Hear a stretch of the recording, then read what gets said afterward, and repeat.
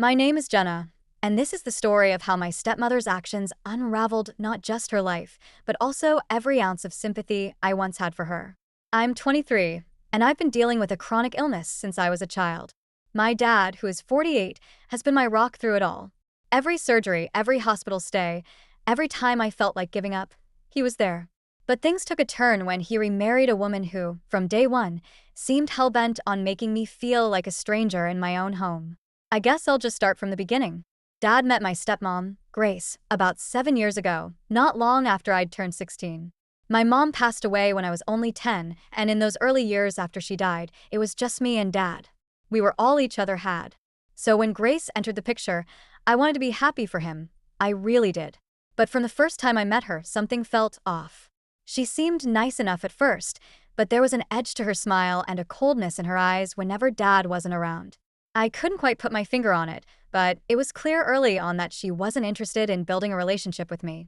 As time went on, it became more obvious that Grace resented me for reasons I didn't fully understand.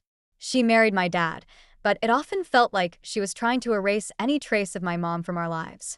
It didn't help that she despised the fact that I looked like my mother. My mom was beautiful, with dark hair and soft, warm eyes, traits I inherited. Grace had her own beauty, but it was cold and sharp. She seemed to hate any reminder of my mom, especially when it came in the form of me. I learned to keep my head down and just get by, but Grace always found ways to make me feel unwanted. Despite all this, I tolerated her.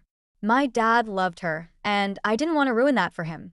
So I put up with her cold remarks, her dismissive glances, her passive-aggressive comments about how I looked too much like her. But that all changed recently. Everything boiled over after my last hospital stay. Last month, I underwent a major surgery. Recovery was brutal, to say the least. I was in the hospital for about 2 weeks, fighting pain and exhaustion every day. My dad was there with me, holding my hand through the worst of it, just as he always had.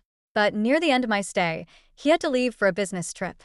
Dad's a consultant, and sometimes he just can't get out of these trips, no matter how much he wants to.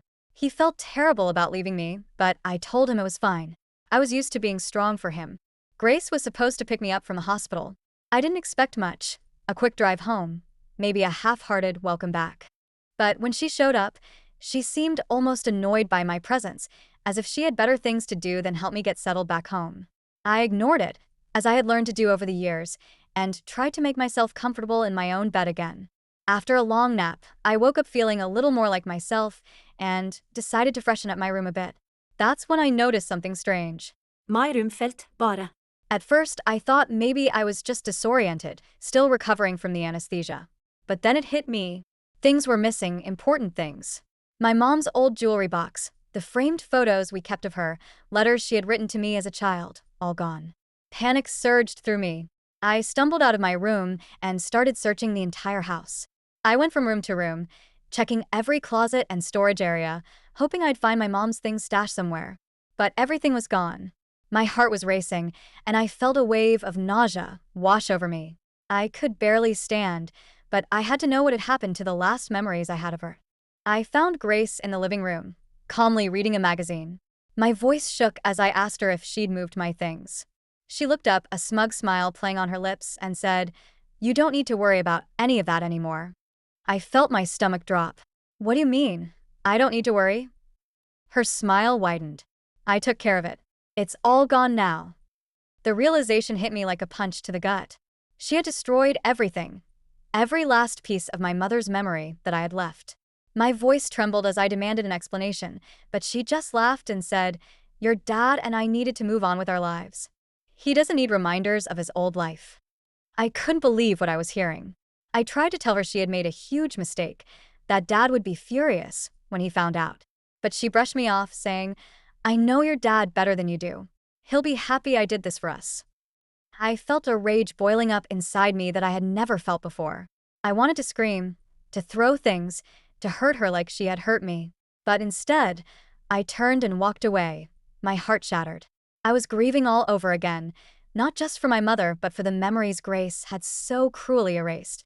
I retreated to my room, sinking to the floor as tears streamed down my face. After what felt like an eternity, I picked up my phone and called Dad. He answered, sounding busy and distracted.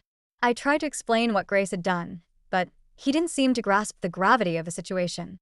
He promised we'd deal with it when he got back and hung up before I could get another word in. I was devastated. The one person I thought I could rely on wasn't there when I needed him most. The next few days were a nightmare. Grace continued to taunt me, making snide comments about how it was time for me to grow up and stop clinging to the past. She acted as though she had done something noble, as if destroying my mother's belongings had somehow elevated her in my father's eyes.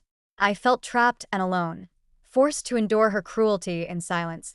When Dad finally returned from his trip, I was waiting for him, my heart pounding in my chest.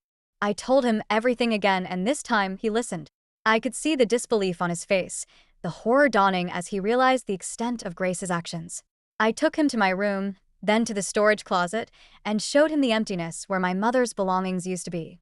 His face went pale, and for a moment, I thought he might break down. My parents had met when they were only 10 years old. They had a love that spanned decades, a love that was deep and true. The things Grace had destroyed weren't just sentimental trinkets. They were pieces of their history together, remnants of a life my dad had cherished. I could see the pain in his eyes as he processed the loss, as he realized that the woman he had married had torn apart his past in an attempt to secure her place in his future. When he confronted Grace, she tried to laugh it off, calling it a harmless act, a necessary step in their relationship. But Dad was livid. For the first time, I saw the calm, gentle man I had known all my life transform into someone unrecognizable. He told her, right then and there, that he wanted a divorce. Grace tried to argue, claiming that she had a right to stay in the house, that he couldn't just throw her out. But Dad was firm. He told her she had 24 hours to pack her things and leave, or he would have her removed. After Grace left, Dad and I grieved together for everything we had lost. He was heartbroken, not just for the destruction of my mom's things, but for the betrayal he felt. He had loved Grace, trusted her, and she had repaid him by tearing apart the memories he held most dear. In his devastation, Dad decided to make Grace pay for what she had done. He filed a lawsuit against her for property destruction and emotional distress. He wanted her to feel the consequences of her actions, to understand the weight of what she had destroyed. Grace, of course, was furious. She couldn't believe that Dad was siding with me, that he was actually holding her accountable. She tried to turn it around, to paint herself as the victim, claiming that I had manipulated him, that I had driven a wedge between them. But Dad wasn't having any of it. He was determined to see her pay for the pain she had caused. The legal process was brutal. Grace fought tooth and nail, denying any wrongdoing and insisting that she had done Dad a favor by getting rid of my mom's things. But the evidence was clear, and Dad's lawyers were relentless. They gathered every piece of proof they could find, building a case that left Grace with no room to escape. During the discovery phase of the lawsuit, things took an unexpected turn.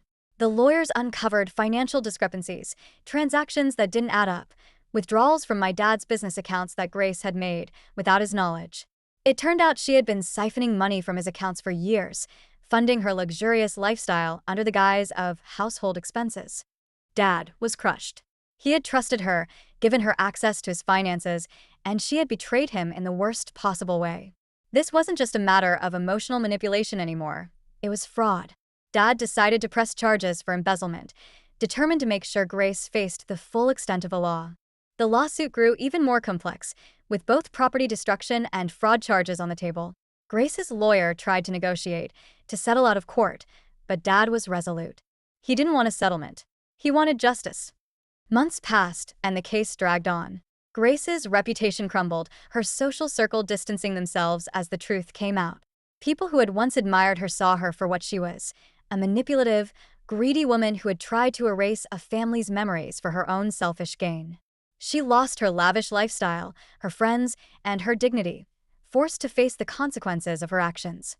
In the end, the court ruled in Dad's favor on all counts. Grace was ordered to repay every cent she had stolen, along with damages for the destruction of my mother's belongings. It was a staggering amount, enough to ruin her financially. Her attempts to appeal were dismissed, and she was left with nothing. Dad and I found solace in the justice we had fought for, though the pain of losing my mom's belongings would never fully heal. We had each other, and we knew that, in some small way, we had honored my mother's memory by standing up for what was right. The road to healing hasn't been easy. The scars left by Grace's betrayal run deep, but Dad and I are closer now than ever before. We've found peace in the knowledge that we stood together, that we refused to let Grace erase the memories we held dear. In the end, this experience has taught me the importance of resilience, of fighting for what you believe in, no matter how painful the journey may be. I still miss my mom every day, and I'll always grieve the things I lost. But I've gained something far more valuable: the strength to move forward and the courage to face whatever life throws my way.